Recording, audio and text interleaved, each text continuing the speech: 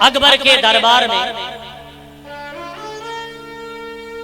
सारे मंत्री बैठे थे, उनके सब रत्न बैठे थे।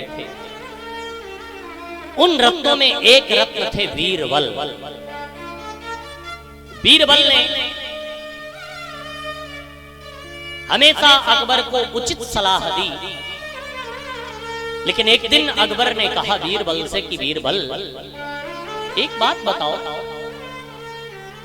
हमेशा मैंने आज तक जहां भी देखा, जहां भी पढ़ा, जहां भी सुना, वहां तुम्हारा भगवान सीधे चला आता है। कोई भी उसे बुला ले, गरीब से गरीब व्यक्ति भी बुलाता है तो भगवान उसके यहां डायरेक्ट चले आते हैं। क्या तुम्हारे भगवान के पास कोई नौकर चाकर नहीं है क्या? कोई फॉलोअर्स नहीं है क्या? कोई सेवक पहरेदार नहीं है क्या? बीरबल ने कहा कि क्यों? अरे कोई भी बुलाता है तो अपने नौकर चाकर को भेजना चाहिए। डायरेक्ट जहां भी देखिए, कोई भी बुलाया तो डायरेक्ट भगवान चले आते। बीरबल ने कहा कि हुजूर, इसका उत्तर तो मैं आपको दूंगा, लेकिन आज नहीं, कुछ समय लगेगा। बोले ठीक है। 2-4 दिन ही बीता था कि अकबर नौका विहार का बड़ा शौकीन था। वो जैसे ही एक दिन यमुना उफान पर थी, अपने छोटे से बच्चे को लेकर के नौका विहार के लिए गया। नाविक भी आ गए, महाराज गोताखोर भी आ गए, सैनिक भी आ गए।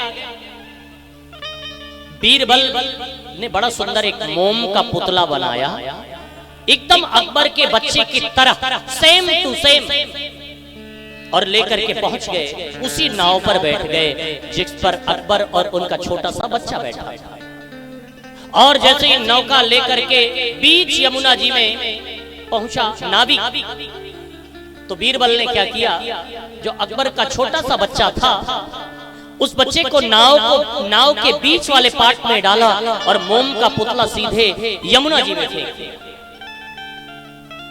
अकबर ने जैसे ही देखा तो तुरंत छलांग लगाते हुए महाराज उस बच्चे के ऊपर कूद पड़ा, मोम के पुतले के ऊपर। और जैसे ही वो मोम को पुतला लेकर के तैरते तैरते घाट पर आया, देखा तो हाथ में मोम का पुतला,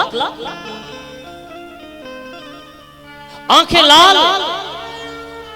बीरबल को बुलाया और बीरबल से बोला, इधर आओ। तुम्हें इतना भी होश नहीं था कि इतना बड़ा तुम मजाक करने के लिए जब मन बनाए तो तुमको थोड़ा सा डर नहीं लगा कि मैं तुमको मृत्यु दंड दे सकता हूं? बीरबल हाथ जोड़ करके बोल पड़े, हुजूर, नाविक थे, गोताखोर थे, सैनिक थे, आप कूद गए यमुना जी में अपने इस मोम के पुतले को बचाने के लिए। अकबर ने कहा, मुझे लगा तुमने मेरे बेटे को फेंक दिया।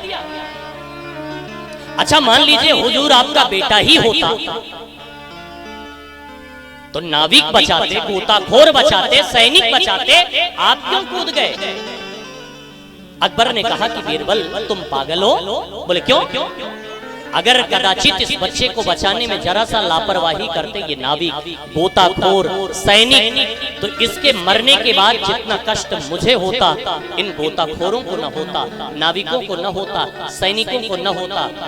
बीरबल बोल पड़े, हुजूर, यही बात तो मैं आपको भी समझाना चाहता हूँ कि भगवान अपने भक्तों के बुलाने पर अपने बच्चे की तरह ही अपने बच्चे से, अपने भक्तों से प्रेम किया करते हैं। तो इसलिए कोई भी भक्त भगवान को बुलाता है तो भगवान अपने कभी सैनिक नहीं भेजते, सेवक नहीं भेजते, वो डायरेक्ट चले आते हैं। क्यों? क्योंकि अगर सैनिक सेवक थोड़ी सी लापरवाही कर दिए तो महाराज बच्चे को तकलीफ होगी, और कदाचित अगर उसे कुछ कष्ट हुआ तो जितना कष्ट भगवान को होता है उतना उनके सैनिकों को नहीं होता। इसलिए मेरा भगवान स्वयं आता है, वो कभी अपने पैगंबर नहीं भेजता है।